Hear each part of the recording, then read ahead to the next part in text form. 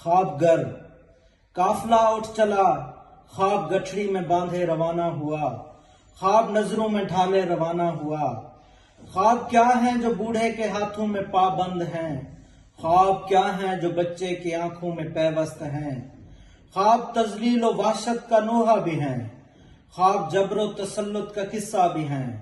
ख्वाब जिंदा के आहंग से जाते हुए ख्वाब हैं, ख्वाब जुम्बिश लर्जा पे गाते हुए ख्वाब हैं। ख्वाब इंसान की अजमत के भी तो तरफदार हैं, ख्वाब जीदार हैं, ख्वाब हुबदार हैं। इस कदर तो नहीं था यूं करना तुम्हें, ऐसे जिल्लत की काला क्यों मलते रहे। ख्वाब ही को ही तहकीर बख्शी गई, ख्वाब ही पर ही ताजीर लिखी गई।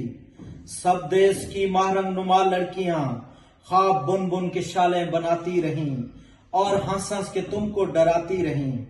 तुम भी डरते रहे और लरजते रहे, कम जर्फ बुजदिल को ही आगे करते रहे।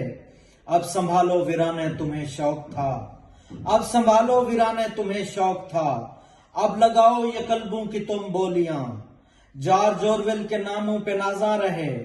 कर्नल जोलू को क्यों ना बताया गया, सच को क्यों कर यूं आखिर छुपाया गया। अब चले हैं वतन ये सभी ख्वाबगर, अब चले हैं वतन ये सभी ख्वाबगर।